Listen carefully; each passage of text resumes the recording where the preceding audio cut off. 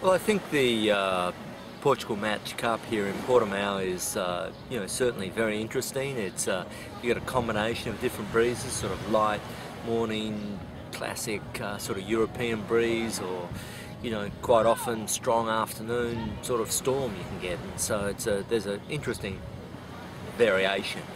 But it's a great venue. It's a beachside, it's a resort facility. I mean, it's you land in the airport and you very much straight away you feel as though you've come to a resort, and it's fun to be here.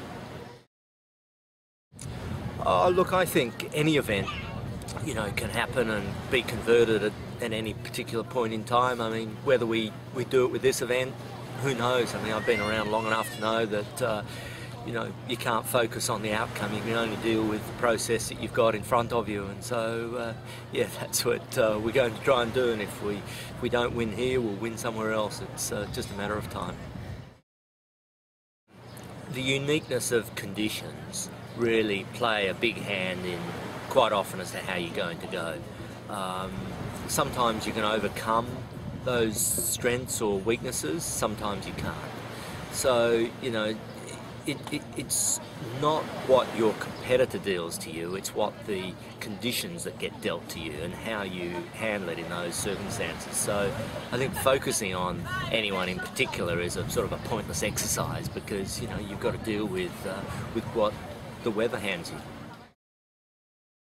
Well, the Swedish Match 40 is a purpose-built boat designed in collaboration. Pelle Peterson and Paul Kayard sort of designed it back, I think 7 or 8 years ago, and it's not a bad boat. I mean, it certainly achieves. It's loosely based around the IACC class from the America's Cup, and certainly handling wise, a lot of the America's Cup sort of starting principles are important with them. I think the great thing is that it's certainly this style of boat, and the future boats that the tour is going to be developing is definitely the future. Yeah, this will be a great event.